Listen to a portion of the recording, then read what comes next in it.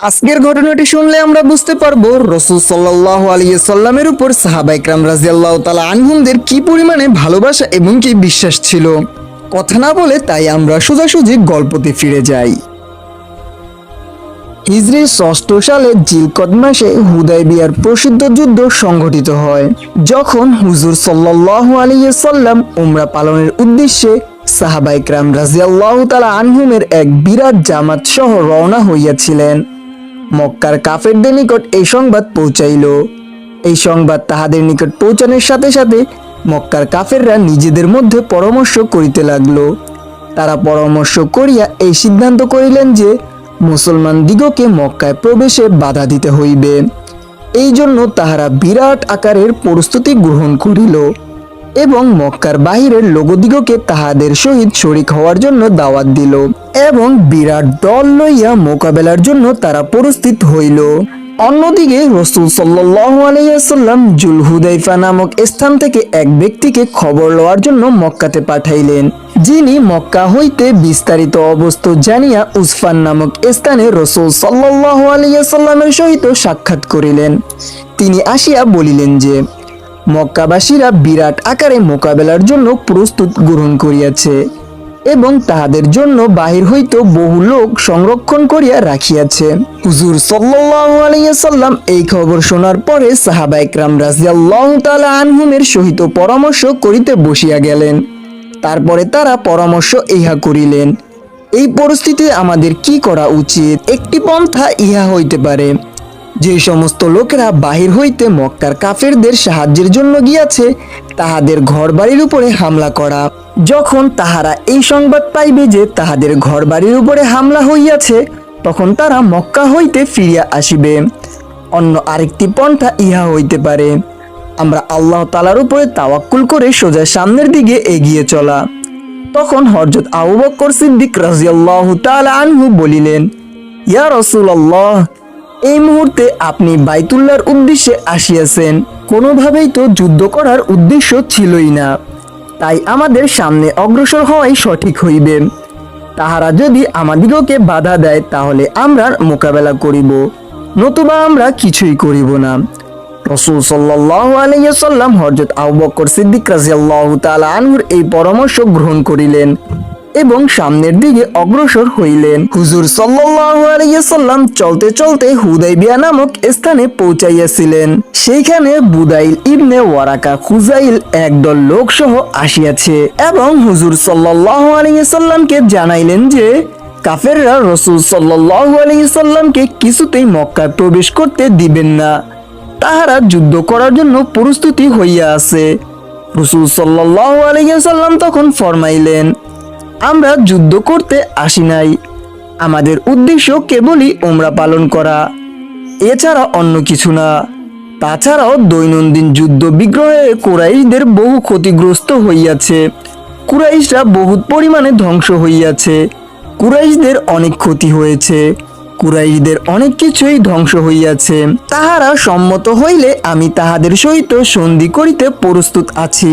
আমাদের ও তাহাদের মধ্যে এই বিষয় চুক্তি হইয়া যাক যে তাহারা আমাদের পিছনে পড়িবে না এবং কি আমরাও তাহাদের পিছনে পড়িব না, এবং আমাদিগকে অন্যদের সহিত বুঝাপড়া করার জন্য সুযোগ দিক।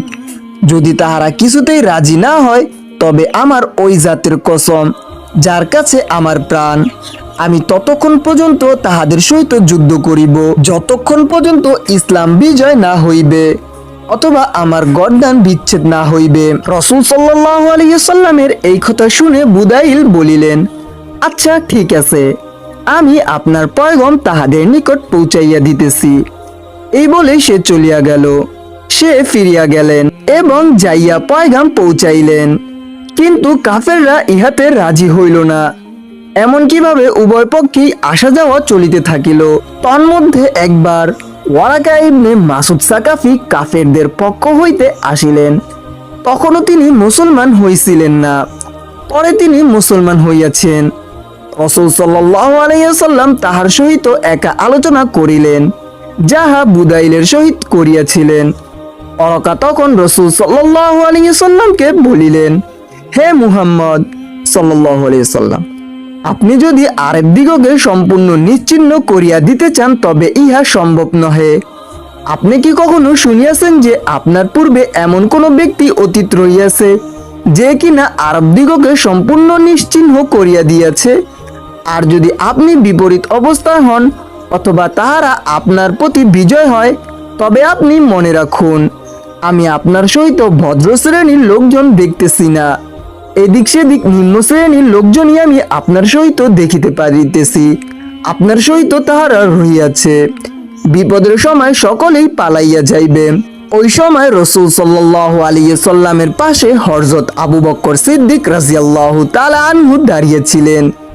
এই বাক্য শুনিয়া তিনি ক্রোধ হইলেন এবং একটু রাগান্বিত হইয়া বলিতে লাগিলেন, তুই তোর মাবুদের লাল লজ্জা স্থান চাট। আমরা রাসূল সাল্লাল্লাহু আলাইহি সাল্লামের নিকট হইতে পালাইয়া যাইব না, তবে তাহাকে একাও ছাড়িব না। ওরওয়া আবু বকর সিদ্দিক রাদিয়াল্লাহু তাআলা আনহুর এই কথা শুনিয়া রাসূল সাল্লাল্লাহু আলাইহি সাল্লামকে জিজ্ঞাসা করিলেন, এই ব্যক্তি কে? রাসূল সাল্লাল্লাহু আলাইহি সাল্লাম তখন শান্ত স্বরে বলতে লাগিলেন, ইনার নাম হযরত আবু বকর সিদ্দিক রাদিয়াল্লাহু তাআলা আনহু। ওয়ারওয়া আবু বকর সিদ্দিক রাদিয়াল্লাহু তাআলা আনহুকে সম্বোধন করিয়া বলিলেন, তোর একটি অতীত অনুগ্রহ আমার উপরে রহিয়াছে, যাহার প্রতিদান আমি তোকে দিতে পারি নাই। যদি ইহা না হইতো নতুবা তোর গালির জবাব আমি দিতাম। এই বলিয়া ওয়ারওয়া পুনরায় রাসূল সাল্লাল্লাহু আলাইহি সাল্লামের সহিত কথাবার্তায় মশগুল হইয়া গেলেন এবং আরবদের সাধারণ নিয়ম অনুযায়ী কথাবার্তার সময় হুজুর সাল্লাল্লাহু আলাইহি সাল্লামের দাড়ি মুবারকের দিকে হাত বাড়াইলেন, কেননা খুশামত করার সময় দাড়িতে হাত লাগাইয়া কথা বলা হইয়া থাকে। কিন্তু সাহাবায়ে কেরাম রাদিয়াল্লাহু তাআলা আনহুমরা ইহা কিভাবেই বা সহ্য করিতে পারিবেন? ওয়ারওয়ার ভাতিজা হযরত মুগিরা ইবনে শুবা রাদিয়াল্লাহু তাআলা আনহু মাথায় লৌহ শীর্ষ অস্ত্র পরিহিত অস্ত্রসজ্জিত অবস্থায় পাশেই দণ্ডায়মান ছিলেন। তিনি তরবারির বর দ্বারা ওয়ারওয়ার হাতে আঘাত করিয়া বলিলেন, হাত দূরে রাখ। ওয়ারওয়া জিজ্ঞাসা করিলেন, এই লোকটি কে? রাসূল সাল্লাল্লাহু আলাইহি সাল্লাম বলিলেন, ইহা মুগিরা। ওয়ারওয়া বলিলেন, হে গাদ্দার, তোর গাদ্দারির ফল আমি এখন পর্যন্ত ভুগিতেছি, আর তোর কিনা এই ব্যবহার? হযরত মুগিরা ইবনে শুবা রাদিয়াল্লাহু তাআলা আনহু ইসলাম গ্রহণের পূর্বে কয়েকজন কাফেরকে হত্যা করিয়াছিলেন। উহার রক্তপণ ওয়ারওয়া আদায় করিয়াছিলেন। তিনি এই দিকে ইঙ্গিত করিলেন। মোট কথা, তিনি দীর্ঘক্ষণ হুজুর সাল্লাল্লাহু আলাইহি সাল্লামের সহিত কথাবার্তা বলিতে থাকিলেন এবং সকলের দৃষ্টির অগোচরে সাহাবায়ে কেরাম রাদিয়াল্লাহু তাআলা আনহুমদের অবস্থা পর্যবেক্ষণও করিয়া যাইতেছিলেন। তারপরে তিনি কাফেরদের নিকটে ফিরিয়া গেলেন এবং কি কাফেরদেরকে বলতে লাগিলেন, হে কুরাইশ, আমি বড় বড় রাজা বাদশাদের দরবারে গিয়াছি, কেসরা, কাইসার ও নাজ্জাশীর দরবারও আমি দেখিয়াছি এবং তাহাদের রীতিনীতিও আমি দেখেছি। খোদার কসম, আমি কোনো বাদশাকে দেখি নাই যে তাহার লোকেরা তাহাকে এইরূপ সম্মান করে, যেই রূপ মুহাম্মদ সাল্লাল্লাহু আলাইহি সাল্লামের লোকেরা তাহাকে সম্মান করে। যদি তিনি থুথু ফেলেন তবে উহা যাহার হাতে পড়িয়া যায় সে উহাকে তাহার শরীর ও মুখে মাখিয়া লয়। যে কথা মুহাম্মদ সাল্লাল্লাহু আলাইহি সাল্লামের মুখ হইতে বাহির হয় উহারা তাহা পালন করিবার জন্য ঝাঁপাইয়া পড়ে। তাহার অজুর পানি পরস্পরে কারাকারি করিয়া বন্টন করিয়া লয়, মাটিতে পড়িতে দেয় না। যদি কেহ পানির ফোঁটা না পায় তবে অন্যের বেচা হাত নিজের হাতে মাখিয়া লয়, নিজের মুখে মাখিয়া লয়। মুহাম্মদ সাল্লাল্লাহু আলাইহি সাল্লামের সামনে অন্ততপক্ষে তারা উঁচু আওয়াজে কথা বলে না, আদবের কারণে তাহার দিকে চক্ষু উঠাইয়া দেখে না। যদি তাহার কোনো দাড়ি বা চুল ঝরিয়া পড়ে তবে বরকতের জন্য উহা উঠাইয়া লয় এবং উহাকে সম্মান করে। মোট কথা, আমি কোনো দলকেই আপন মুনিবের সহিত এত মহব্বত করিতে দেখি নাই যত মুহাম্মদ সাল্লাল্লাহু আলাইহি সাল্লামের লোকজন তাহার সহিত করিয়া থাকে।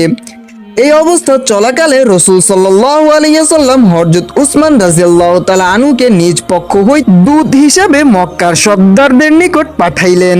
হযরত ওসমান রাদিয়াল্লাহু তাআলা আনহু মুসলমান হওয়া সত্ত্বেও মক্কার কাফেররা তাহাকে যথেষ্ট সম্মান দিচ্ছিলেন এবং তাহার ব্যাপারে কোনো আশঙ্কা ছিল না। এই কারণে রাসূল সাল্লাল্লাহু আলাইহি সাল্লাম তাহাকে নির্বাচন করিলেন। তিনি মক্কায় গেলেন। তাহার মক্কায় যাওয়া দেখে সাহাবায়ে কেরামদের মধ্যে ঈর্ষা হইতেছিল যে হযরত ওসমান রাদিয়াল্লাহু তাআলা আনহু তো আনন্দের সহিত কাবাঘর তাওয়াফ করিতেছেন। রাসূল সাল্লাল্লাহু আলাইহি সাল্লাম সাহাবায়ে কেরামদের এই কথা শোনাইবার পরে সাহাবায়ে কেরামদেরকে বলিতে লাগিলেন, আমি আশা করি না যে সে আমাকে ছাড়া তাওয়াফ করিবেন। সুতরাং হযরত ওসমান রাদিয়াল্লাহু তাআলা আনহু তখন মক্কায় পৌঁছাইয়া গিয়েছিলেন। তখন আবাদ ইবনে সাঈদ তাহাকে নিরাপত্তা দিল এবং তাহাকে বলিলেন যে আপনার যেখানে ইচ্ছা সেখানেই চলাফেরা করিতে পারেন, আপনাকে কেউ কোনো প্রকার বাধা দিবে না। হযরত ওসমান রাদিয়াল্লাহু তাআলা আনহু আবু সুফিয়ান ও মক্কার অন্যান্য সর্দারদের সহিত সাক্ষাৎ করিতে থাকিলেন এবং রাসূল সাল্লাল্লাহু আলাইহি সাল্লামের পয়গম পৌঁছাইতে থাকিলেন। যখন তিনি ফিরিয়া আসিতে লাগিল তখন কাফেররা নিজেরাই অনুরোধ করিলেন যে তুমি মক্কায় আসিয়াছ, সুতরাং তুমি তাওয়াফ করিয়াই যাও। তিনি আরজ করিলেন যে ইহা আমার দ্বারা সম্ভব হইবে না যে রাসূল সাল্লাল্লাহু আলাইহি সাল্লামকে বাধা দেওয়া হইয়াছে আর আমি একা তাওয়াফ করিয়া যাব। কুরাইশরা এই উত্তর শুনিয়া ক্ষিপ্ত হইয়া হযরত ওসমান রাদিয়াল্লাহু তাআলা আনহুকে আটক করিয়া রাখিলেন এবং মুসলমানদের নিকটে এই সংবাদ পৌঁছাইলেন যে তাহাকে শহীদ করিয়া দেওয়া হইয়াছে। ইহার উপরে হুজুর সাল্লাল্লাহু আলাইহি সাল্লাম সাহাবায়ে কেরামদের নিকট হইতে শেষ নিঃশ্বাস পর্যন্ত লড়াই করিয়া যাওয়ার জন্য বাইহাত গ্রহণ করিলেন। কাফেররা এই সংবাদ শুনিয়া ঘাবড়াইয়া গেলেন এবং হযরত ওসমান রাদিয়াল্লাহু তাআলা আনহুকে সঙ্গে সঙ্গে ছাড়িয়া দিলেন এবং রাসূল সাল্লাল্লাহু আলাইহি সাল্লাম এবং কি অন্যান্য সাহাবায়ে কেরামদেরকে মক্কায় আসিয়া কাবাঘরকে তাওয়াফ করিয়া যাওয়ার জন্য তাহাদেরকে বলিলেন এবং কি রাসূল সাল্লাল্লাহু আলাইহি সাল্লাম উমরা পালন করিয়া তারপরে আবার মদিনায় ফিরিয়া গেলেন।